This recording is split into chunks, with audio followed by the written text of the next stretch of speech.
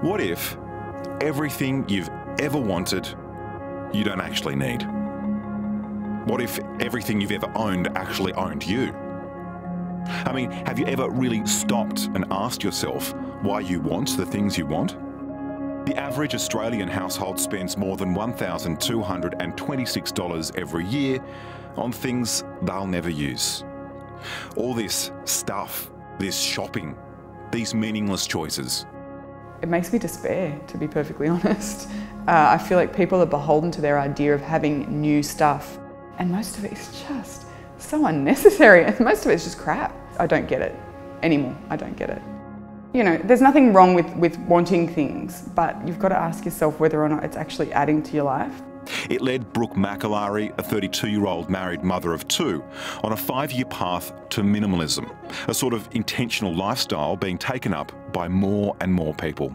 I think the biggest misconception definitely is that it's all about these white, empty, cubes.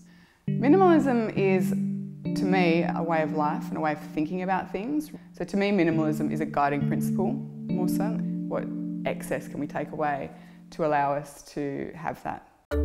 Brooke donated or sold 20,000 things from her home, even finding that the extension that she just finished putting on her house and the double garage weren't needed anymore. So this was the empty space where all the things you used to own lived. Exactly, and that's what we've got now. A trampoline. Yep. Much more fun. So much more fun.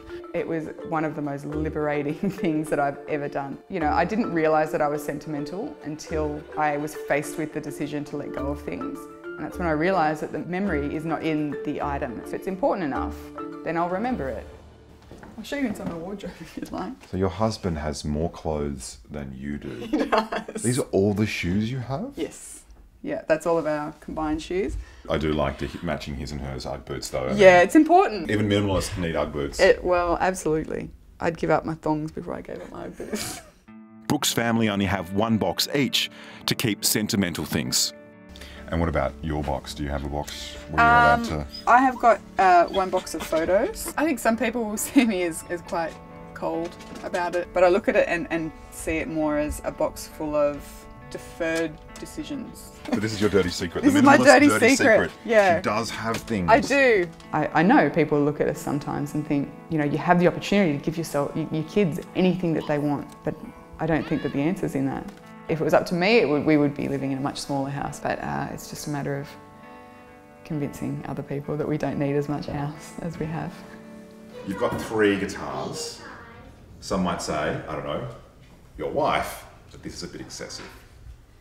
So if you had to get rid of one, would you choose one in particular? Oh look, they're antiques. I've had them for a long, long time. I wouldn't keep them if they're mine, but they're not. So. Yeah, they look nice, on the wall. High up. Yeah, exactly. Putting a cool edge on the worldwide movement of less are Joshua Fields Milburn and Ryan Nicodemus, the Minimalists.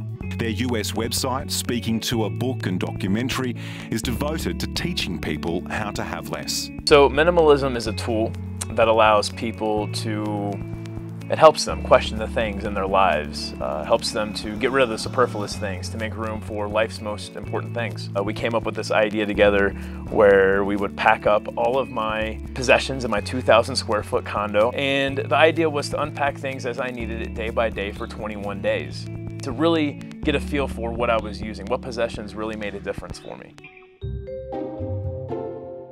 It's an idea or process that Mark and Jess, a couple who have become quite passionate about having less, are about to do again today. Just found myself overwhelmed and in debt and just not really being able to do everything that I wanted, and I was lost and not happy.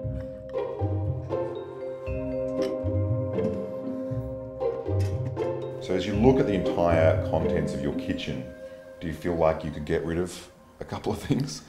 Yeah, definitely. Mark and Jess do this every 6 months as they struggle to maintain their minimalism. The kinds of things we got rid of were things like a TV, and I got rid of so many clothes. I counted at one point I had 33 dresses. I don't have enough time to wear that many dresses. we'll just do our thing and enjoy nice meals and have a little dance around the place. We have this space not only physically, but also mentally and emotionally. That's what minimalism is. And for me also, I've got to rediscover my love for juggling. But the decision to live a minimalist life can happen quite suddenly. I started the journey towards simplicity just after our first child was born. I was running my own jewellery label. It was quite a busy little independent jewellery label, and there was no question. I wanted to be successful, I wanted to be able to stay at home with my kids, I wanted to have the nice house, I wanted all of it. It was ridiculous, the amount of stress and pressure that I put on myself. And that continued to grow over the next 18 months to the point where when we had our second child, I was actually diagnosed with really severe postnatal depression. It was a combination of the stress and the expectation that I should be able to do all of these things and do them perfectly, constantly, that kind of drove me to that breaking point.